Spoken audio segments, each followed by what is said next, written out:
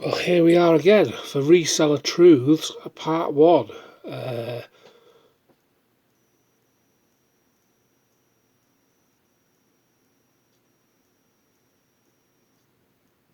Isn't dead airspace awkward?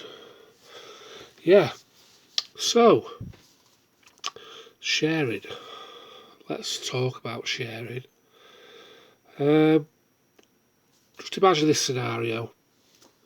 Tesco get a new supplier. The latest thing. Crisps made out of seaweed. Nobody else is into this. It's only Tesco. Let me sort you out Yep, there's only Tesco onto this. Right. I should say, right. Yeah. And they've got the deal. They've got the supplier set up. They've got the costs sorted out. They know there's a demand because people are fed up with potato crisps, high carbs, lots of fat. Turns you into a porker like me. Yep. So, seaweed crisps, organic, already salted, seawater. Perfect. Right. So they've got it all set up. So the next thing they think is, I know what I'll do. I'll get on the phone to Sainsbury's. Oh, can I speak to your head of buying, please? This is Tesco's head of buying. Right, yep, I'll hold. Don't worry about it. Yep, no problem. Green sleeves playing in the background, as usual. Oh, hi. Yeah, just thought I'd let you know that latest thing that's coming out, seaweed crisps. We've got an office guy. We're paying so much. And we're going to sell for so much. Just thought we'd let you know and show off a little bit. Bye. Yeah. So would that happen in real life, in real business? Well, the answer is obviously absolutely not. Yet, in the parallel world of reselling, it happens every day. Sellers, including myself in the past when I used to make videos about what I picked up and what I was selling, will constantly boast about what they've picked up, what it sells for, where to get it, blah de blah de blah de blah de blah. Now, also, when you see this, a lot of resellers will say that the market has decreased for a certain item, the price has gone up, and the demand's dropped. Well, just excuse me while I blow my nose, because I have got nasal polyps, as many of you know. Right, so there's two reasons why a price drops on an item. One, the supply's gone up, which obviously means there's more of that item on the market. Two, demand has dropped. Now, the demand has dropped really as a reseller. You can't really do anything about that. That's market forces. But the supply going up, obviously, we have an influence on that. If you're promoting an item and telling everyone to buy it, first of all, the cost for you to buy it at the car boot goes up, or the auction or whatever, and the price realised goes down because of increased supply. Now, a lot of people come into the reselling game as a part-time gig. I mean, I'm full-time, I'm trying to build a business, trying to provide a living for my son as well. So obviously, to us it's very important. But I mean, if you're coming in as a part-time seller, yeah, it's important, but you have another income to fall back on. Now, a lot of people come into this game. It was the same with the taxi business when I first started the taxi business. They come in thinking, I'm going to make a fortune here. This is going to pay off big time. They go out, they buy a load of stock. Maybe they overpay for it. maybe they've been watching videos that were made 3 years ago when, you know, Kaplunk was a big thing and there was plenty of money in it. Maybe they've never heard of a Mewtwo, I don't know. But they go out, they buy the stock, they fill the shelves of to be listed items. They start listing, put a couple hundred items on. Yeah, it's going great. Novelty. The novelty's great. They're enjoying it at first. And then all of a sudden, they notice that, actually, I'm not making much money here. Yeah, I've got a few £100 in my PayPal at the end of the month, but I've been paying for postage out of my own wages all through the month, and I've actually made not a lot of money, or no money at all. Or they do really well, and suddenly there's a drop in demand because of the time of year, like there has been recently. They start panicking. They realise, hang on a minute, my house is full of rubbish. I've got a job, I'm busy, I've got the wife, got the kids, got the husband, whatever, got the dog, cat. I've got other things going on. I don't want to do this reselling no more. So what do? I've got all this shit that I've got to get rid of. So I dump it on the marketplace. They dump it on the marketplace, first week, doesn't sell. Reduce it by 25%, doesn't sell. Reduce it by 50%, sells. And then other new resellers come along, they buy items, they check sold listings, and they look that the last 5 items that have sold on that particular genre have gone for such a ridiculously low price. Oh, that must be the market rate, so I'll start at that rate or just a little bit higher, and then I'll reduce. If it doesn't sell in a couple of weeks, I'll drop it. So you get this perpetual lessening of the value of items. I mean, some of this is obviously to do with the reselling situation and the fact that, you know, it's becoming more popular. People are making videos about it. But it's not just that. I don't want to just paint it as that. I mean, obviously the whole internet is to blame, because things that we thought were rare 20 years ago, that you turn up at a fair and you'd see something and you think, oh, I've never seen one of them before, it's rare. Well, now we realise that obviously they're not so rare, because, you know, online you might find 20 or 30 of that same item. For example, I mean, I'm not supposed to be sharing, but never mind. Say this here. Right. Now, I've never seen one of those before. Obviously, I've seen crested china before. But that's a memorial to Edith Cavell. And if you don't know, that Edith Cavell was a nurse in World War One, and she got tried by the Germans for spying and treason, and she got executed. There it says Brussels Dawn, October the 12th, 1915. So I've never seen one of these before, and I think, oh yeah, that's rare.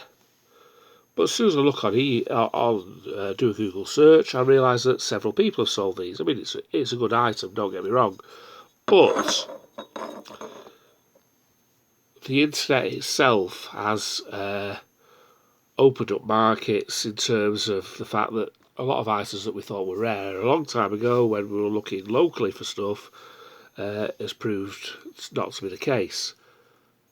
So that's part one of it. I mean, part one of the fact that prices are dropping on a lot of items is obviously due to the general internet, but also the fact that resellers are sharing willy-nilly. Willy-nilly. I was going to laugh when I say willy-nilly.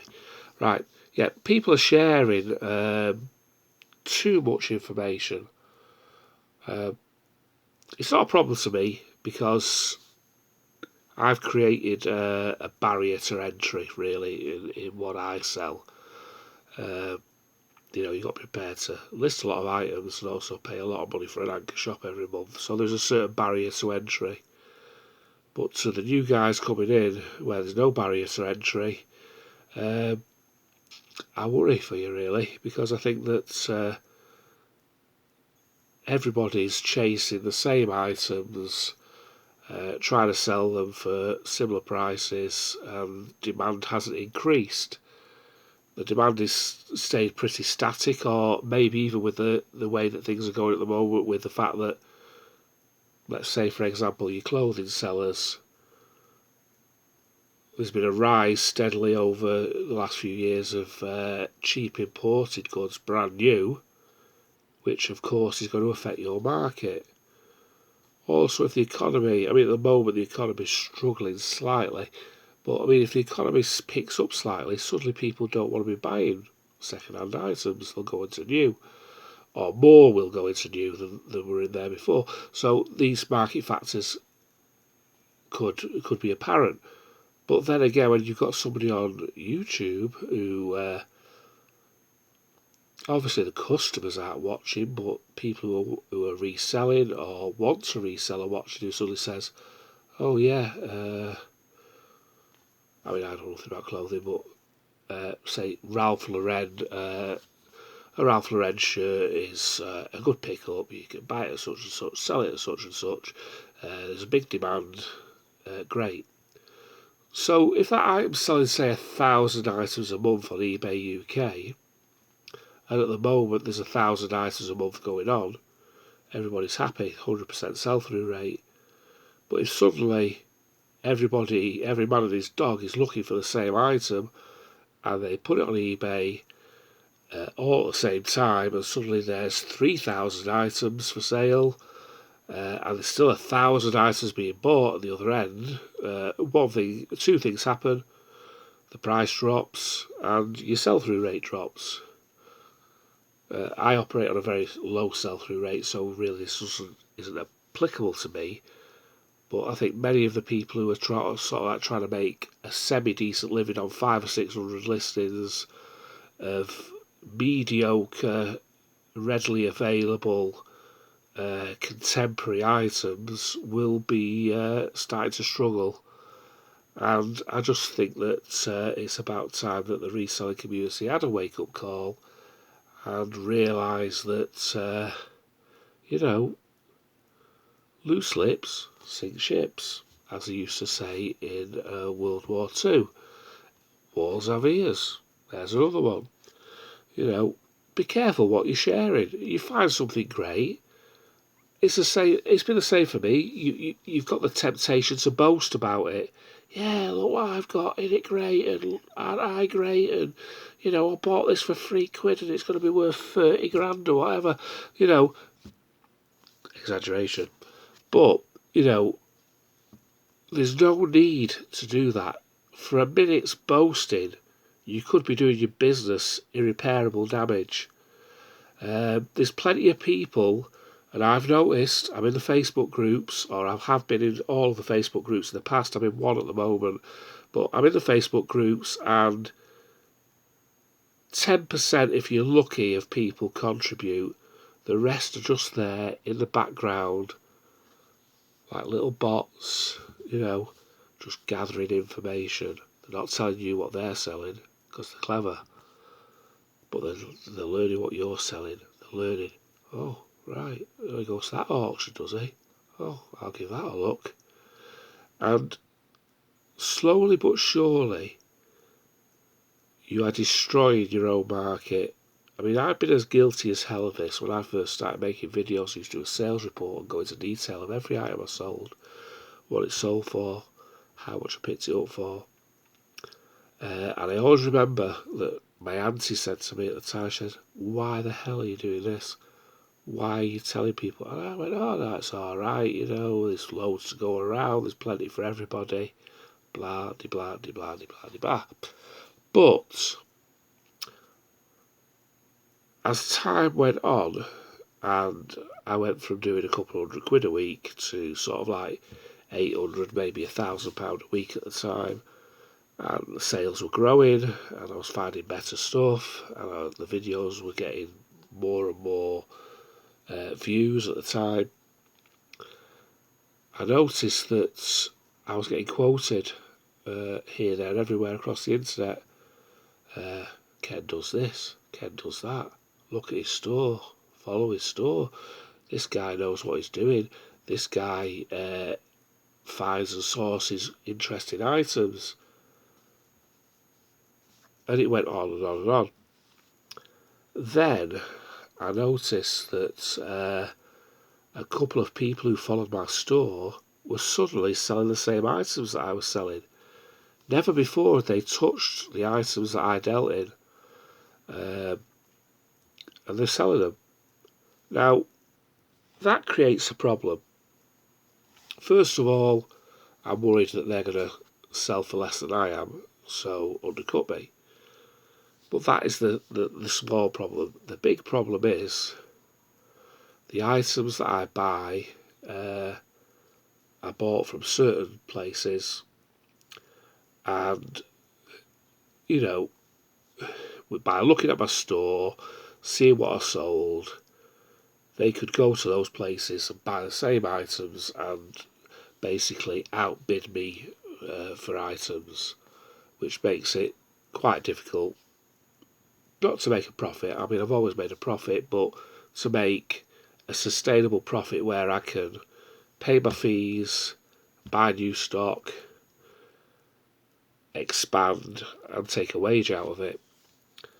So that's why I stopped, and I stopped rather abruptly, and I took all my videos down. I'm going to start making videos in the future, but they're going to be more sort of like general chat videos about the economy, about maybe PayPal working capital, about how to organise your inventory, general stuff. I'm never going to discuss what I sell, and you know, the expertise that I've had to develop over the last 4 years to sell these items and find these items, and I'm also constantly finding new items. But just a little word to the wise. I know it's gone on for 17 minutes. There's no need to tell everybody everything. You know, this is a business. We're not in a kibbutz. We're not in a hippie commune. The community, as people say, consists of a few people telling everything and a lot of people who are just leeching that information off and doing what they will with it. Now, obviously this video I've made here may upset certain people. There's nothing personal about it. This is just strictly business that I'm talking. But you wouldn't find Coca-Cola, for example, phoning up Pepsi and saying, do you know what our secret recipe is? Yeah. Colonel Sanders, whatever he's called, KFC guy, took the recipe to the grave. It's locked in a vault somewhere. Only people at KFC know the recipe of his special coating. So all your Dixie chickens and all your other chickens would ever be KFC. This happens all over industry. Why do we have patents on items? First thing they ask on Dragon's Den when something is invented, have you got it patented? Because they want to create a barrier to entry. They want to make sure that that item can be sold and nobody else can come along and make a cheaper generic copy and take half the market or worse. Same with the banking. You can't just open a bank. You've got to get a licence. There's a barrier to entry. Same as taxi driving. If you want to be a black cab driver, you've got to pass a test. Barrier to entry. This is apparent all over. Everywhere you go, there's barriers to entry. Apart from reselling. Maybe because it's a new business. Maybe it's because it's individuals striking out on their own. But it is not good news that people are willingly sharing information that's taking food out of their own children's mouths. I know that sounds a little bit dramatic, but, you know, that's the way I see it. So, that's it for now. I've rambled over 20 minutes. Yeah, the reselling community. Is it a community, or is it just a few people showing off and a lot of other people going, right, well, I'm going to copy that. That's me signing out. Boom.